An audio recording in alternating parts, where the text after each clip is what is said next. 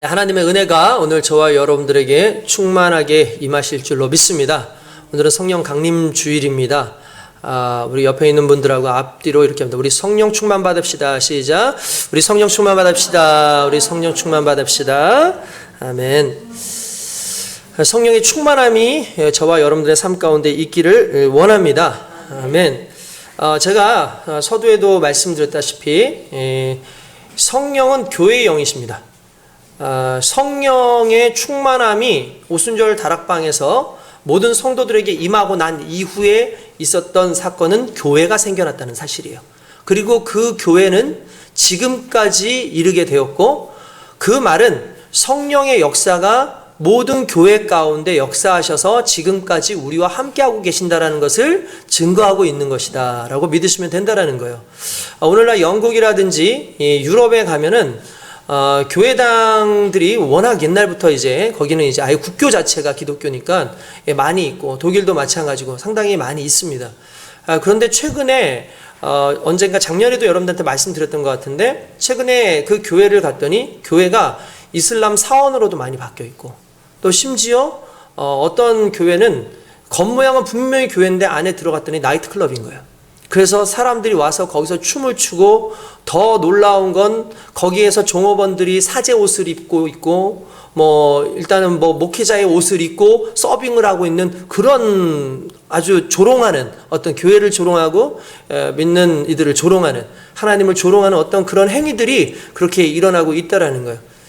그래서 또한 그런데 문제가 없는 일반 교회들을 가보면 대부분 이제 어르신들만 몇 분 앉아 계시고, 교회가 아주 멋있고 아주 대단한 그런 모습을 가지고는 있지만 어른들 몇 분만 계셔서 결국 국가에서 나름대로 지원을 해서, 교회가 그래도 오래된 교회니까 그걸 보존하는 어떤 그런 식으로 관리를 한다는 거예요. 어떤 목사님이 그 얘기를 합니다. 그 모습을 보고 나서 21세기 이전에 20세기, 19세기, 20세기에 성령의 운동이 엄청나게 일어난 그때에는 이 교회는 살아있었고, 이 교회는 성령의 역사로 가득해서 수많은 사람들이 교회에서 변화를 받고 교회를 통해서 하나님의 영광을 드러냈다.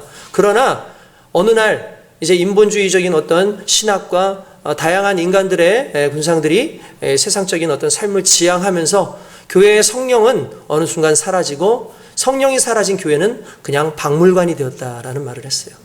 저는 이러한 이야기를 들으면서 머지않아 한국 교회도 충분히 그런 수 있는 그런 위기감을 최근에 많이 느낍니다. 성령의 역사가 교회에서 떠나버리면 교회는 박물관이나 또는 사람들의 그냥 모임터일 수밖에 없다는 거예요. 그렇기 때문에 무엇보다 교회 안에는 성령의 역사가 있어야 되고, 그 성령의 역사를 우리가 온전히 삶 속에서 드러내기 위한 애씀과 노력이 성령과의 그 동행하심을 통해서 나타날 때에만 실은 교회는 유지되어질 수 있고, 이 교회는 하나님의 구원의 방주로서의 역할을 온전히 감당하게 될 줄 믿습니다. 그렇기 때문에 저와 여러분들은요, 오늘도 성령의 충만함으로, 오늘도 성령의 뜨거움으로 그리스도 예수의 은혜 가운데 서야 될 뿐만 아니라 그 간절함으로 날마다 살아가는 귀한 은혜가 있길 주님의 이름으로 축원드립니다. 제가 목사로서 가장 자주 듣는 말 중에 이런 말이 있어요. 목사님이니까 그러시지 저는 그렇게 못해요 라는 말을 많이 해요. 그래서 간혹 어떤 분들을 만나서 대화를 하고, 제가 하는 어떤 사역들을 얘기해 주고, 어떤 물질적인 부분이나 또는 아니면 어떤 부분에 있어서 좀 양보하고 내려놓고 하는 그런 부분들을 자주 보는 그런 분들은 하는 이야기가, 목사님 이거는 목사님이나 할 수 있으시고, 이건 목사님이니까 당연히 하시는 것이고요, 저는 그렇게 하지 못합니다, 저는 그렇게 할 수가 없습니다 라고 너무 자연스럽게 그렇게 이야기를 해요. 그러면 저는 아닙니다, 당신도 할 수 있습니다 라고 얘기하지 않습니다. 왜 그러냐면, 솔직히 그분은 나는 못해요 라고 말을 했지만, 이 말은 바꿔서 얘기하면 나는 그렇게 하고 싶지 않아요 예요. 그러니까 목사님은 그렇게 살 수 있지만, 이 말은 목사님은 그렇게 사십시오, 그러나 나는 그렇게 못해요 라는 말은 나는 그렇게 살고 싶지 않아요가 실은 그들의 속마음이라는 거죠. 솔직히 여러분들 어떻습니까?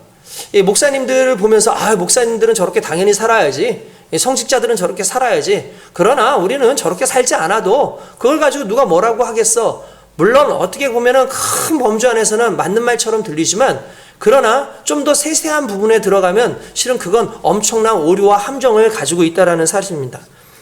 그렇게 못 사는 게 아니라 그렇게 살고 싶지 않은 우리, 곧 자신을 속이는 거죠. 그러니까 이런 사람들에게는 솔직히 어떤 이야기를 해줘도 이미 마음 가운데, 중심 가운데 하나님을 섬기고 하나님께 영광을 위해서 자신을 희생하는 것보다 나의 이익과 나의 부를 창조하기 위해서 애씀이 그들의 중심이기 때문에 솔직히 그 어떤 말을 했다고 해서 그가 쉽게 변하지는 않습니다. 아무리 설교 때 귀하게 말을 한다 할지라도 이미 마음 가운데 중심을 가지고 있는 사람들은 쉽게 변하지가 않는다는 사실이에요. 제가 예전에도 여러분들한테 자주 예화로 들려드렸던 건데, 황희정성 이야기 얘기 들으셨 있을 겁니다. 황희정성에게 이제 어떤 두 사람이 찾아옵니다. 한 사람이 와서 말하기를 뭐라냐면, 저 대감마님, 영감님, 우리 집에 개가 이제 새끼를 이렇게 낳았는데, 이렇게 개가 새끼를 낳고 나니까 이런 일이 있을 때는 집에서 우리 그 부모님들 제사를 지내야 되는데, 이런 제사를 좀 뛰어넘어도 되지 않습니까? 이게 집에 이렇게 어떤 일들이 있으니까 뛰어넘어도 되지 않겠습니까? 그러니까 황희정 선생님이 그렇게 하라고 그렇게 얘기를 했다는 거예요. 그 말도 옳으니까 그렇게 하라고 얘기를 했다는 거예요. 그러니까 이제 또 다른 사람이 와가지고 이번에는 같은 걸로 이야기를 합니다.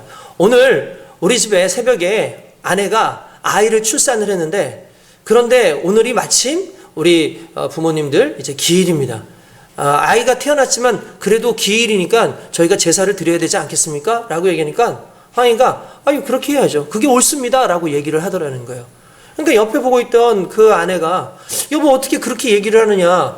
아니 저 사람은 정말 어떻게 보면은 강아지 아무것도 아닌데 그렇게 경한 일인데도 불구하고 제사를 안 드려도 되냐고 하니까 그러라 그러고, 저 사람은 어떻게 보면 정말 아내가 아이를 낳아서 지금 이거 신경 쓰기도 힘든데 제사를 지내라고 하니 그게 말이 되느냐라고 얘기하니까 뭐라고 얘기냐면, 애초에 내가 무엇을 얘기하든 그건 의미가 없는 것이, 걔를 낳았을 때 어머니 아버지를 위해서 제사를 드리지 않겠다라는 생각은 그걸 가지고 온 사람은 이미 그 마음 가운데 그걸 하겠다라고 정해놓고 온 사람이다.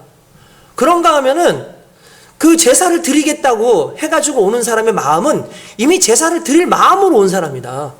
그런 사람에게는 그냥 그가 그렇게 할 수 있도록 내버두는 것이 가장 좋은 것이고 그의 속마음인 것이다 라고 얘기를 했어요.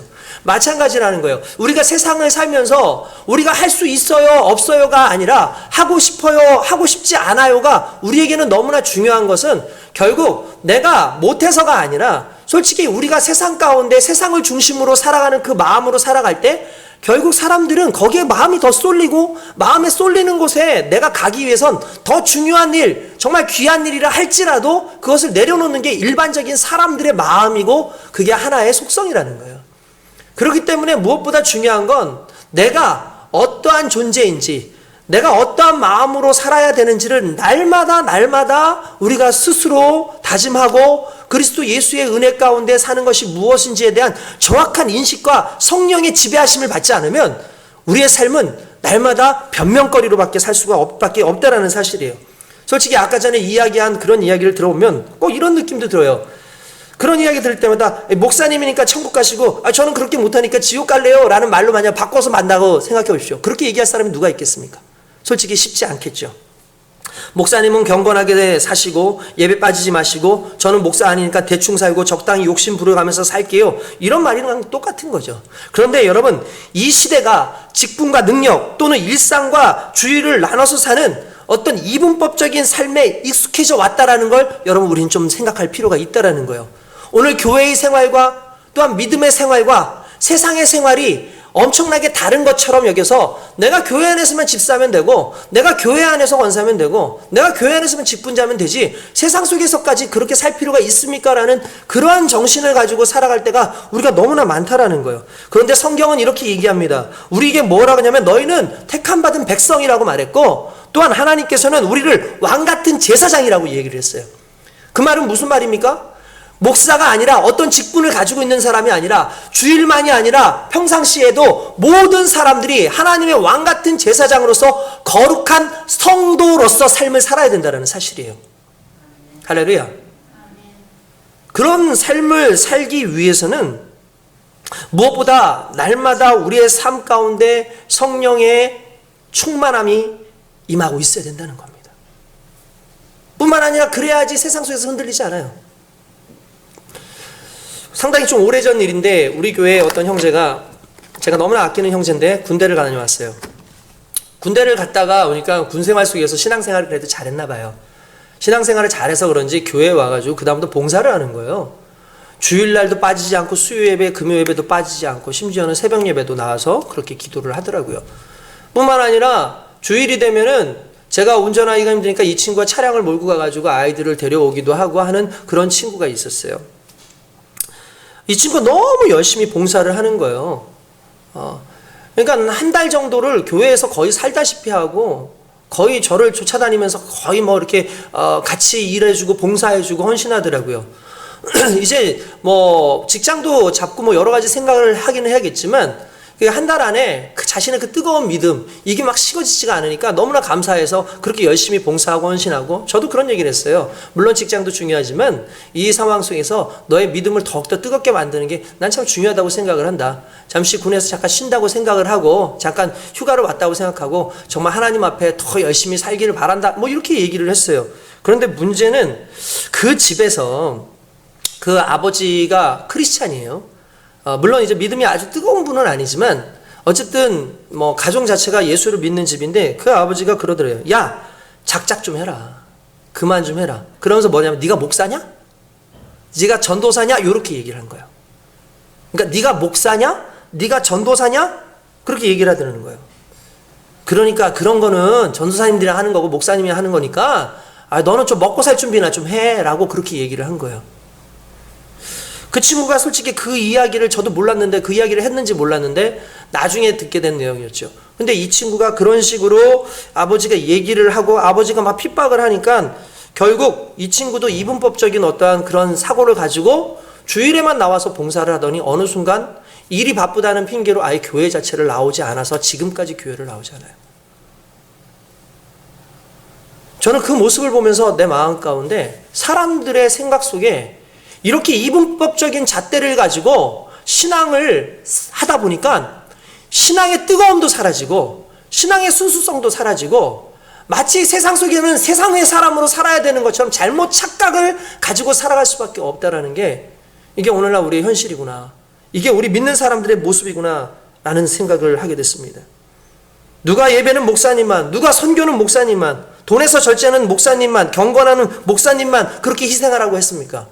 성경은 모든 성도들이 함께 지켜야 되는 것이고 모든 성도들이 함께 그 상황 속에서 자신의 삶을 거룩하게 드리라고 말씀하고 있다는 사실이에요. 그래서 성령의 충만이라는 개념은 바로 우리가 이 세상 속에서 이분법적으로 살지 않고 하나님의 백성으로 세상을 살아가게 하기 위해서 하나님께서 우리에게 허락하신 귀한 선물일 뿐만 아니라 우리 삶의 주인이시라는 사실을 우리가 깨닫는다면 오늘 성령의 충만함이 저와 여러분들을 지배하는 귀한 역사가 있기를 주님의 이름으로 축원드립니다. 욕심을 부려서 주의 일보다는 자신이 먹고 살고 부욕해 하는 문제에만 집중하면서 살면서 솔직히 입으로는 주의 사역한다라고 하는 사람들 얼마나 많은 줄 아십니까? 여러분, 그렇지 않습니다. 정말 그렇지 않습니다. 그런 사람들의 삶을 보면 벌써 알아요. 그들의 행위를 보면 벌써 알 수 있죠. 겉으로는 내가 이거 정말 많이 벌어서 하나님 영광 구하겠습니다라고 하지만 실생활 속에 조금씩 주님께서 허락하여 주시는 어떤 조그만 사역 하나도 감당하지 아니하고 이건 나중에, 이건 내가 더 많이 벌어서, 이건 하나님을 기쁘시게 하는 것이 아니라 철저하게 자기를 합리화하는 그런 모습이기 때문에 오늘 우리가 정말 하나님 앞에서 진정한 회개와 하나님의 은혜를 간구하는 그런 모습으로 주님 앞에 설 수 있길 주님의 이름으로 축원드립니다. 할렐루야. 오늘 말씀은 우리가 이제 에베소서 5장 15절에서 21절의 말씀입니다. 지혜의 성령으로 충만하라 라는 제목으로 함께 은혜를 나누고자 합니다. 뭐 간단하게 말씀드릴게요. 우리가 사도행전이라든지 이렇게 말씀을 보면은 거기에는 직접적인 성령의 임재에 대한 이야기가 많이 나옵니다.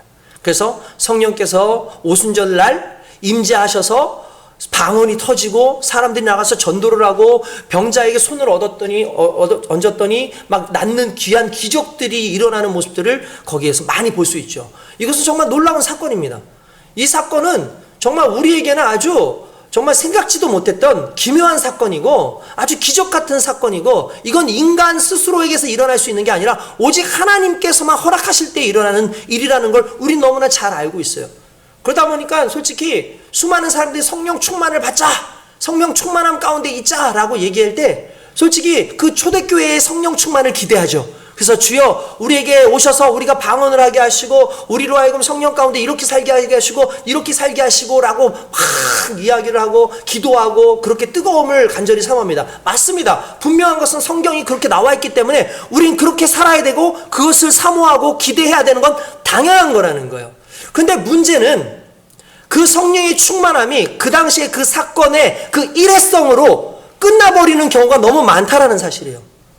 한번 성령의 충만함을 받고 난 다음에 그 다음부터는 이 성령의 충만함을 계속해서 유지할 만한 어떤 삶적인 어떠한 그런 요소들을 우리 삶에서 발견하진 않아요. 그러다 보니까 자연스럽게 한번 성령 충만 받고 난 다음에 야 뜨거운 경험했으니 나는 이제 됐다라고 생각하고 그냥 방심하면서 살다 보니까 어느 순간 성령은 어디 계신지도 모르겠고 내 삶 가운데 그냥 무기력함과 세상과 타협해가는 그런 모습만 가득해 있다라는 거죠. 그래서 이 바울이 초기에 성령의 충만함을 받았을 때와 점점 시간이 지나가면서 성도들을 향해서 성령에 대해서 이야기하는 부분은 뭐냐면 성도들에게 이렇게 얘기하는 거예요. 실생활 속에서 성령과 함께 거하라. 너의 삶 가운데 성령이 지배하시는 삶을 살아라 라고 말씀하시는 게 실은 오늘의 본문이라는 거예요. 그러므로 저와 여러분들은 성령의 충만함뿐만 아니라 이 성령의 충만함이 날마다 우리 삶 가운데에서 계속 되어질 수 있는 그런 삶의 능력을 오늘 경험하는 귀한 시간이 될 수 있기를 원합니다. 저와 여러분은 성령의 충만함 갖기를 원합니다. 그건 너무나 귀한 일이죠. 솔직히 저는 이 신약 성경을 읽으면서 항상 그들의 삶이 상당히 궁금해졌어요. 왜 그러냐면 과연 이렇게 성령이 충만한 사람들의 삶은 어땠을까? 이렇게 성령 충만해서 기적도 일으키고 막 이랬던 분들의 그 삶은 어땠을까? 상당히 궁금해져요. 오늘날 솔직히 저도 성령 운동을 하는 교회의 출신이기 때문에 누구보다도 성령 운동을 상당히 많이 하는 그런 교회의 출신이기 때문에 저도 성령의 충만에 대한 개념이 항상 뜨겁고 불타오르는 어떤 이런 성령의 방식에 대해서 상당히 익숙해 있었던 건 사실이에요. 그런데 스스로 항상 의문이 되는 게 뭐냐면 그렇게 뜨겁게 찬양하는 분들이 당장에 예배가 끝나고 나와서 차 탈 때 보면은 무질서하고 와가지고 진짜 자주 얘기하지만 빨간색 그 당시에 그 무슨 뭐 이렇게 그 가방들이 있어요. 그 직분자들만 주는 이 가방을 가져와가지고 누가 앉으려면 가방 훅뚝 던져가지고 먼저 던져놓고는 저 뒤에 있는데 앞에 앉는 사람 앉으려니까 자기 자리인 척해서 간 다음에 앉으면서 또 먼저 집사님 여기 자리 나타났어 빨리 와 이러고 있어. 그뿐만이 아니에요. 막 서로 막 좋은 자리 차지하겠다고 막 밀쳐내고 저는 이런 모습들을 보면서 야 성령의 충만함을 받기 위해서 정말 성령의 충만을 간절히 사모해서 이런 행동들을 하는구나 라는 그 이면 속에 그래도 적어도 성령의 충만한 사람이라면 단순히 그런 것에 받는 거에만 충만한 그런 부분에만 있는 게 아니라 삶 속에서도 성령의 은혜가 그리스도의 희생이 분명히 있어야 되는 것 아닌가. 항상 그것이 저에게는 의문이었어요. 성령 충만은 받았다고 한들 그 성령 충만이 일시적으로 끝나는 사람들의 특징은 성령 충만 받는 데에만 목적을 갖는 사람들이에요. 그래서 기적만 만드는 데 목적이 있어요. 근데 성령 충만함이 계속되는 사람들의 특징이 뭔지 아십니까? 삶 속에서 그게 자연스럽게 연결이 돼요. 왜 그런 줄 아십니까? 간단합니다. 성령은 계속해서 경험되어지고 성령은 계속돼서 우리 삶 가운데 지배하시도록 내가 그분에게 철저하게 복종하는 그 상황이 있을 때 성령은 실은 계속 우리 삶 가운데 거하시는 거예요. 근데 그냥 성령을 우리가 이용하고 성령은 그냥 전도하는 도구고 성령은 내가 부자 되는 도구고 성령은 내가 병 고치는 도구처럼 그렇게 사용해야 하는 그런 도구인 것처럼 생각한다면 성령이 어찌 우리를 지배하실 수 있겠고 성령이 어떻게 우리의 삶을 온전히 다스릴 수가 있으시겠습니까? 그게 안 되는 거죠. 그래서 너희가 성령의 충만함이 계속 되기 위해서는 철저하게 성령에게 너의 삶을 맡기라는 거예요. 그리고 그 맡기는 건 그냥 내가 맡겼습니다, 알아서 해주세요가 아니라 내 삶 하나하나가 성령의 뜻대로, 성령의 계획대로, 방법대로. 이 방법이 상당히 중요해요. 계획만이 중요한 게 아니라 방법도 선해야 돼요. 이 선한 방식으로 세상을 품고 살아가는 것이 주님이 원하시는 부분이라는 걸 깨달으시길 주님의 이름으로 축원드립니다. 오늘 성경을 잠시 한번 보면은 이렇게 나옵니다. 그런즉 너희가 어떻게 행할지를 자세히 주의하여 지혜 없는 자같이 하지 말고 오직 지혜 있는 자같이 하여 세월을 아끼라. 때가 악하니라. 할렐루야. 여러분 뭐라고 되어 있습니까? 예, 여기에서 지혜에 대해서 두 가지를 언급합니다. 뭐냐면 지혜 있는 자, 지혜 없는 자. 그죠? 그러면 지혜 있는 자와 지혜 없는 자의 차이가 무엇이냐면 성령의 은혜 가운데 살아가는 지혜 있는 자의 특징은 어떻게 행할지를 자세히 주의하는 사람. 그러니까 주의가 있는 사람, 어떻게 행할지를 아는 사람은 지혜 있는 사람인 거예요. 그런데 내가 어떻게 삶을 살아야 되는지를 모르는 사람이 결국 지혜 없는 사람이다라고 이야기를 하고 있다는 거죠. 그러면 이 지혜 있다 없다 이 부분에 대해서 어떻게 행할지를 안다 모른다를 좀 더 구체적으로 얘기한 부분이 있을까? 로마서 한번 볼까요? 자, 로마서 12장 한번 보겠습니다. 한번 찾아보시겠어요? 자, 로마서 12장 우리가 1절 2절을 한번 같이 한번 읽어보도록 하겠습니다. 로마서 12장 1절 2절 이제 한번 같이 찾아보시면 이렇게 같이 한번 읽어봅시다. 시작. 그러므로 형제들아 내가 하나님의 모든 자비하심으로 너희를 권하노니 너희 몸을 하나님이 기뻐하시는 거룩한 산 제물로 드리라. 이는 너희가 드릴 영적 예배니라. 너희는 이 세대를 본받지 말고 오직 마음을 새롭게 함으로 변화를 받아 하나님의 선하시고 기뻐하시고 온전하신 뜻이 무엇이든지 분별하도록 하라. 할렐루야. 아멘. 일단 여기서 12장 1절 자체에서 주목할 건 거룩한 산제사, 거룩한 산제물로 드려라. 그러니까 너희를, 산제물은 무슨 뜻입니까? 하나님께 드림이 된 존재라는 거예요. 드림이 된 존재가 되어지고 그 다음이 2절에 보면은 세대를 본받지 말고 오직 마음을 새롭게 하고 변화를 받고 하나님의 선하시고 기뻐하시고 온전하신 뜻이 무엇인지 분별하도록 하라라는 그 말씀이 오늘 에베소서 5장 15절에 나오는 너희가 어떻게 행할지를 자세히 주의하여 라는 말하고 실은 같은 말인 거예요. 그러니까 달리 말하자면 우리가 세상을 어떻게 살아야 한다고요? 이 세대를 본받지 말고 그 다음에 어떻게 하라고요? 오직 마음을 새롭게 하라고요. 과거의 마음으로 살지 말라고요.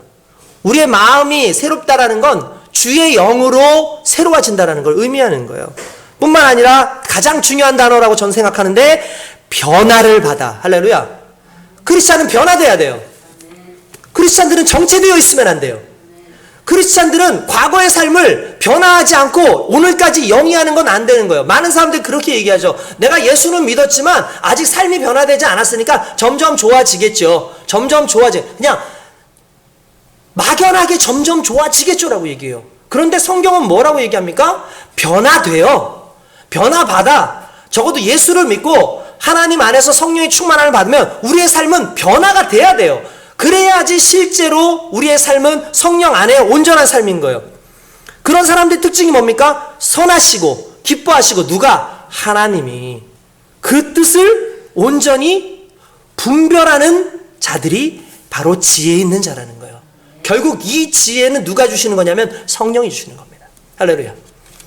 성령이 함께 하실 때 이 지혜가 오게 돼 있어요. 그래서 여러분들 기도할 때 날마다 기도하실 때 성령이여 우리와 함께 하셔서 이 세상 가운데 지혜롭게 하여 주시옵소서. 우리가 이 세상을 살아가면서 정말 지혜롭게 하여 주시옵소서라고 얘기를 하고 있어야 된다는 거예요. 그러면서 뭐라고 얘기하냐면 16절에 보니까 세월을 아끼라. 때가 악하니라. 그러므로 어리석은 자가 되지 말고 오직 주의 뜻이 무엇인가 이해하라. 15절부터 17절에 결국 끝맺음이 뭐예요? 주의 뜻이 무엇인지 분별하라 라는 거예요.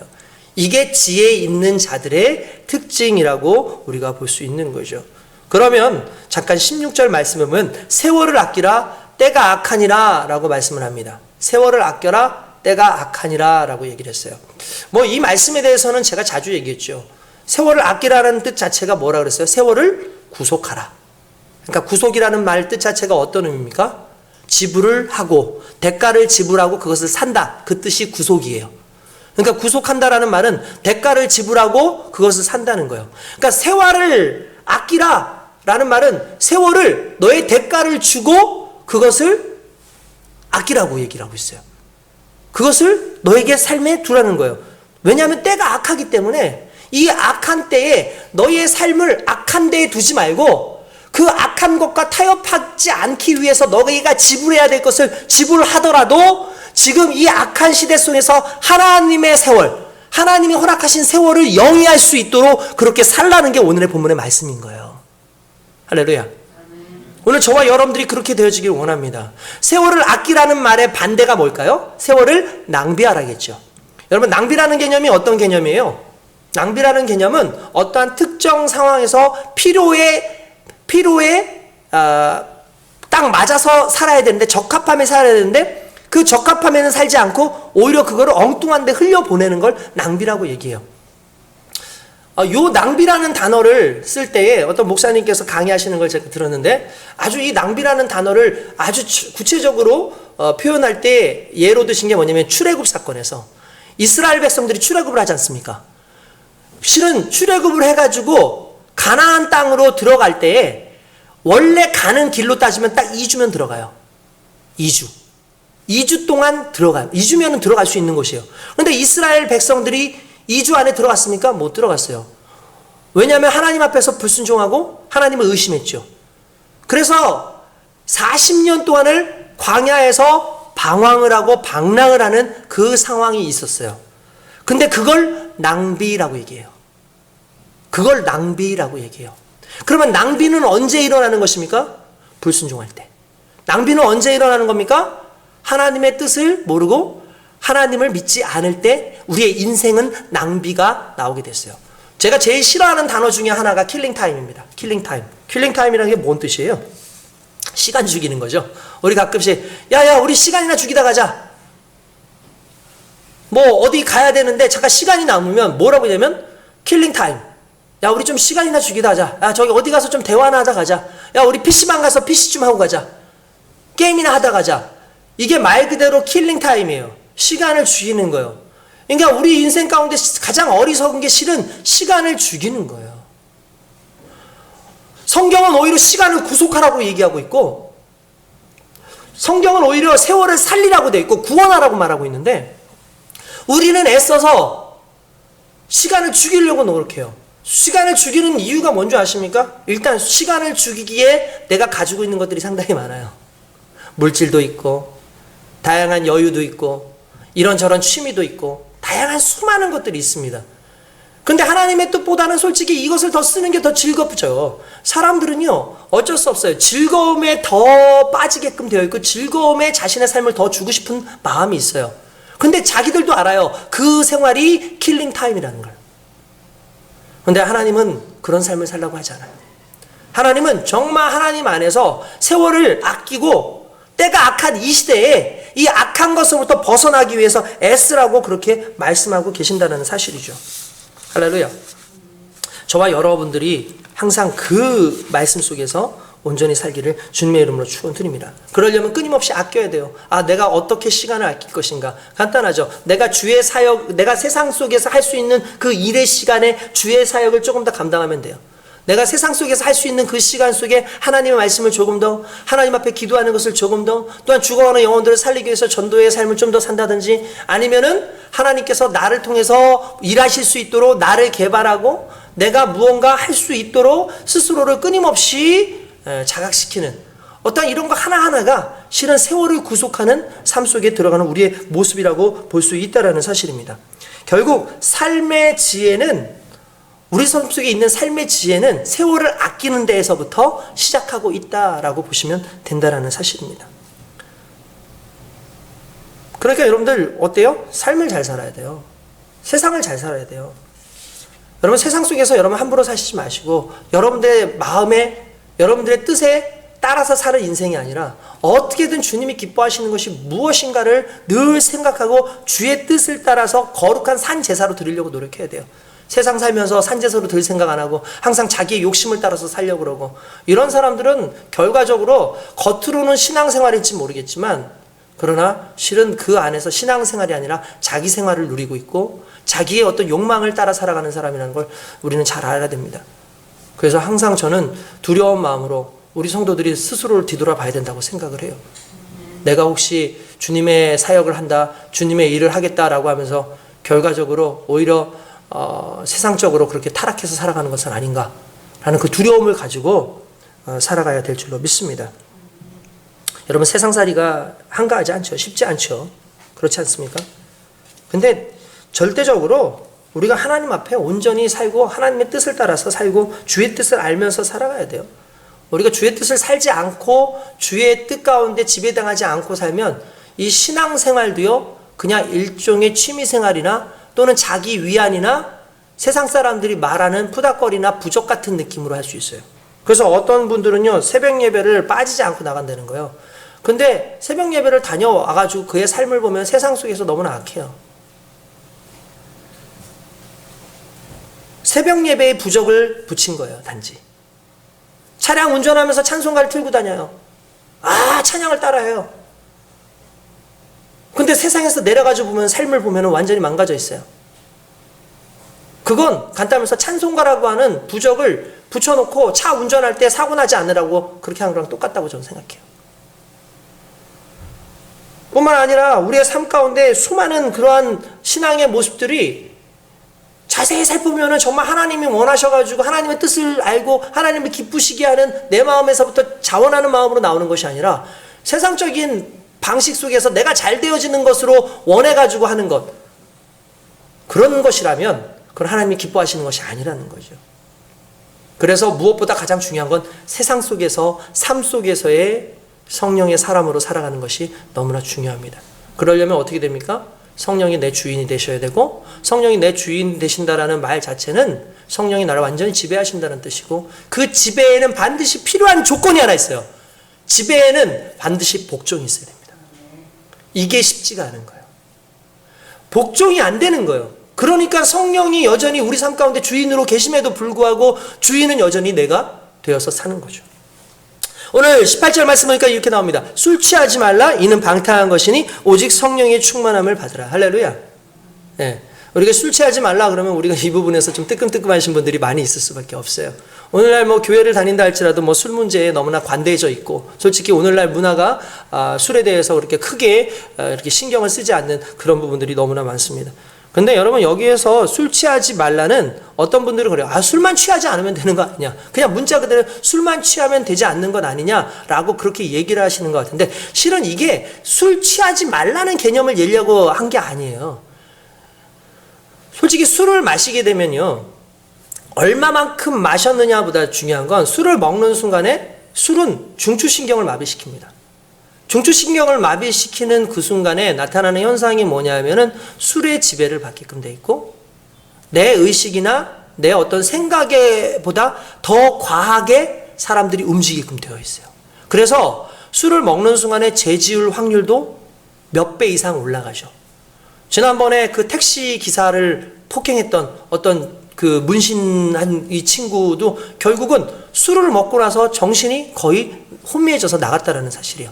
그러니까 자기가 다른 것에 지배를 당하고 있었다는 거죠. 그러니까 성경에서는 이 솔직히 술 마시는 것 자체에 대해서 그렇게 긍정적으로 보지 않아요. 뿐만 아니라 술 취하지 말라, 이는 방탕한 것이니 오직 성령 충만을 받으라고 했을 때, 술 취함이라고 하는 취함이라는 단어와 성령 충만이라고 하는 그 충만이라는 단어가 실은 같은 어근을 써요. 어근 자체가 같아요. 이 히브리어 자체에선. 그러니까 그 말은 무슨 말이냐면 두 가지의 공통적 특징이 있어요. 뭐냐? 술을 마시고 성령이 충만하는 것의 공통적 특징은 둘 다 지배를 받는다는 거예요. 술을 취하면 술의 지배를 받고 성령의 충만을 받으면 성령의 지배를 받는다는 거예요. 그러니까 여기서 말씀하고자 하는 게 무슨 의미겠어요? 너희는 세상 속에서 술 취함으로 지배받는 인생 되지 말고 성령의 충만함으로 지배받는 인생이 되라는 거예요. 그게 세상 속에서 우리를 지키는 방법이고, 세상 속에서 우리가 삶 속에서 성령의 사람으로 살아가는 방법이에요. 왜 이것이 중요한지 아십니까? 여러분, 결국 사람들은 자신이 아는 방식에 있어서 지식적으로 알려고 상당히 노력을 많이 하죠. 그래서 지식적으로 하면 이런 거구나 저런 거구나 라고 하지만 지식적으로 아는 건 금방 사라져요. 지식적으로 아는 것은 항상 뭔가 뜬구름 같아요. 그런데 삶에서 경험을 하면 달라요. 그냥 삶에서 경험되어지면 달라요. 성령을 푸뉴마라고 얘기를 합니다. 하기오스 푸뉴마라고 하는데 푸뉴마라는 뜻 자체는 실은 바람이라는 뜻이에요. 바람. 그죠? 여러분 바람을 한번 보도록 하겠습니다. 제가 여러분들한테 바람이 뭡니까? 하고 물어봅니다. 그러면 과학자들은 이렇게 얘기하겠죠. 바람이라는 건 대기에 있는 곳에 한쪽 대기가 한쪽으로 고압과 저압이 있어가지고 저기압이 있어서 한쪽으로 몰리면서 그때 일어나는 대류의 현상 중에 하나다. 맞죠? 이거죠. 대류의 현상이다. 그래서 생겨나는 게 바람이다 라고 얘기를 합니다. 그러면 그런 거구나 하면 우린 지식적으로 알 수 있죠. 그럼 그게 완벽합니까? 그건 내가 지식적으로는 이해는 할 수 있을지 모르지만 실제로 내 삶 가운데 이해가 안 돼요. 근데 밖에 나갔어. 바람이 불어. 시원해. 야, 왜 이렇게 시원하냐? 바람 너무 좋다. 야, 이 바람 진짜 시원한데? 상쾌함이 느껴지고 기분이 좋고 행복하고 뭔가 시원함을 느껴요. 특별히 일하다가 운동하다가 나왔을 때 쉬는 동안에 오는 그 바람에 대한 것은 이거는 이론적이고 지식적인 어떤 그런 차원으로 느낄 수 있는 바람이 아니라는 거예요. 이건 그냥 나에게 산소가 되어지고 나에게 생명이 되어지는 것 같고 나를 행복하게 하는 거죠. 마찬가지예요. 성령에 대해서 우리는 너무 말씀 안에서만 그냥 해석을 하려고 그러고 그냥 이론적으로만 해석을 하려고 그러는데 성령의 충만을 진짜 받고 성령의 삶을 내가 세상 속에서 살면서 계속 경험하면 그게 너무나 자연스럽게 성령의 삶이 나를 지배하는 삶이 되어지는 거예요. 그러면 그 성령의 삶대로 따라가게 되죠. 복종하니까. 무엇보다 저와 여러분들이 그 부분에 있어서 너무나 중요한 부분이 있다라는 사실이에요. 할렐루야. 성령의 충만함으로 살기를 원합니다. 성령이 우리를 그렇게 지배하실 수 있도록 그냥 머릿속으로만 성령 알지 마시고 머릿속으로만 맞아 성령 충만해야지 성령 충만해야지 그래 성령 충만해야지. 저는 보수적인 어떤 장로교나 또는 우리처럼 이렇게 뜨거움을 가지고 있는 순복음이나 실은 지향하고 있는 바는 결국은 성령 안에서의 위대한 하나님의 백성으로 사는 것일 텐데 한쪽은 너무 외적인 부분에만 강조를 하는 부분이 강하고 한쪽은 너무 또 지식적인 부분에만 강조하는 게 너무나 강한 것 같아요. 그러나 분명한 건 지식적인 것도 알아야 되지만 외적으로도 우리가 경험하는 삶을 살아야지 그래야지 완벽하게 우리의 상황 속에서도 하나님의 은혜가 계속해서 끊임없이 나타나게끔 되어 있다는 사실입니다. 할렐루야. 여러분 그런 은혜가 있길 주님의 이름으로 축원드립니다. 그래서 세상 속에서 하나님의 백성으로 삽시다. 할렐루야. 뿐만 아니라 여러분 우리가요 성령의 충만함을 받을 때 성령의 9가지 열매 있죠. 성령의 9가지 열매. 성령의 9가지 열매가 뭐죠? 희락과 화평과 옳지 않음 또 우리 그래서 노래까지 있어요. 오직 성령의 열매는 사랑이라 화평 오직 성령의 열매는 사랑이라 화평 인내와 자비와 양선 충성과 온유와 절제 오직 성령의 열매는 사랑이라 화평. 아예 외우라고 그냥 이런 노래까지 만들어놨어요. 그런데 여기 나와 있는 성령의 열매의 독특한 특징이 있어요. 뭐냐면 성령의 열매는 관계적이에요. 봅시다. 온유하라. 혼자 온유해요? 사람 앞에서 온유한 거예요. 화평하라. 혼자 가만히 있으면 화평하죠. 근데 그 화평은 어디서 나타나는 거예요? 사람들 간에서 나타나는 거예요. 인내하라. 내 자식을 보면서 인내하기가 쉽지 않아요. 세상을 보면서 인내하기가 쉽지 않아요. 나에게 손해를 끼치는 사람을 보면 인내하기가 쉽지 않고 나를 무섭게 본다고 생각하면 인내하기가 쉽지 않아요. 근데 인내하래요. 그러니까 성경에 나와 있는 양선, 착한 일을 하래요. 착한 일을 하는데 착한 일을 나한테 하면 그게 착한 일입니까? 사람들에게 하는 거죠. 간단하게 하면 성령은 반드시 관계적이라는 거예요. 성령의 열매는 반드시 어디에서부터 나냐면 관계적인 부분에서 나는 거예요. 그러니까 세상 속에서 실제로 성령 충만 받은 사람들의 특징은 세상 속에서 이 관계가 유지되는 거예요. 그러니까 우리 착각하면 안 되는 거야. 나 혼자 불러불러 해가지고 뜨거워가지고 나 혼자 신나고 세상 속을 무시하면 이건 성령 충만한 사람이 아니라는 거예요. 오히려 세상 속에서 사람들과 그 관계 속에서 하나씩 하나씩 이루어질 때 일어나는 것이 성령의 충만이고 열매인 거죠. 할렐루야. 교만하지 맙시다. 내가 뭐 얻은 줄로 생각하지 맙시다.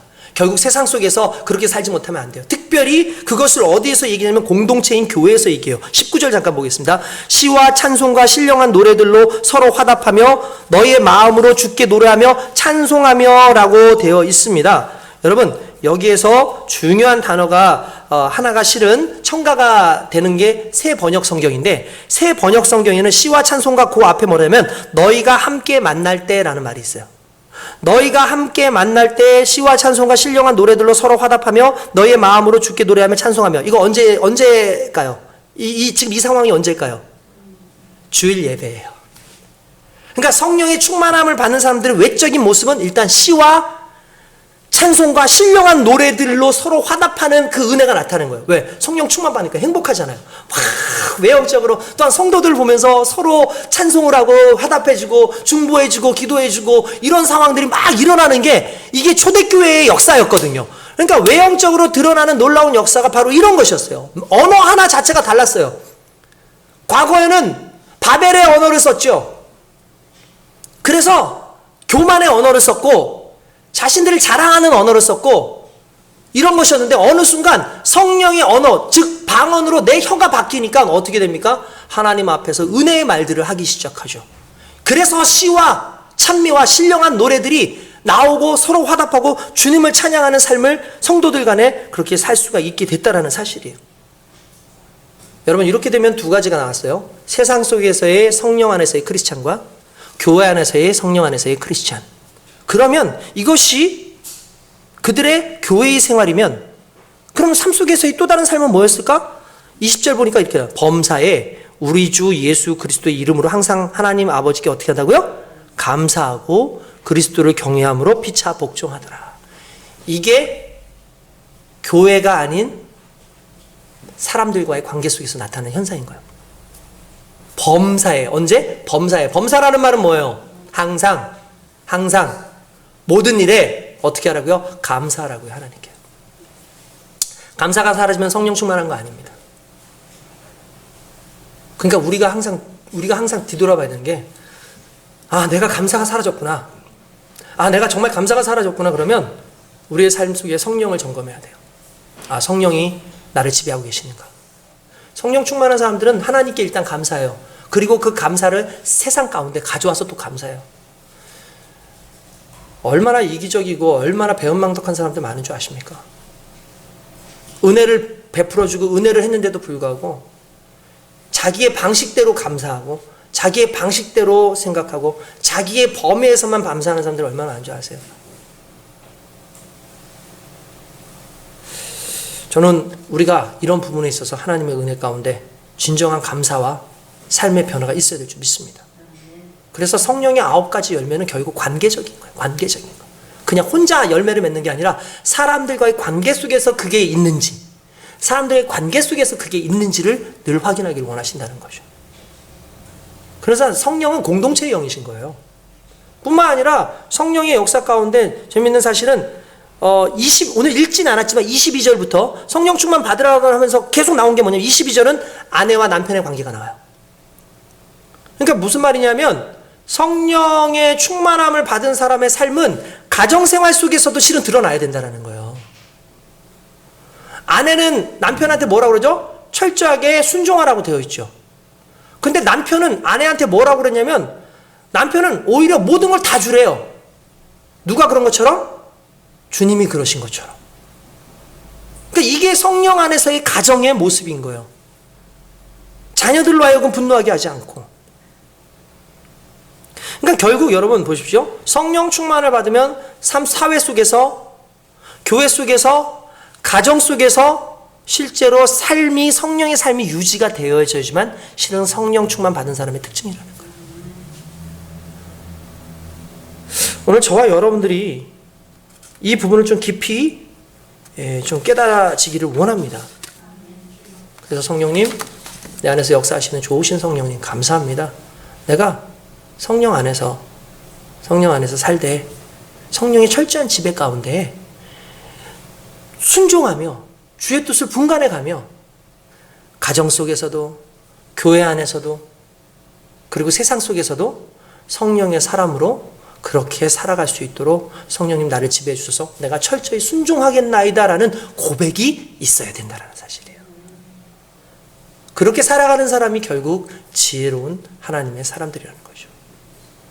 오늘 저와 여러분들이 성령 강림주일날 뜨거운 성령의 놀라운 역사가 있기도 바라지만 그 성령이 내 속에서 지배하시는 그 지배함 속에 나의 삶을, 나의 모든 걸, 나의 가정을 맡기는 저와 여러분 되시길 주님의 이름으로 축원드립니다.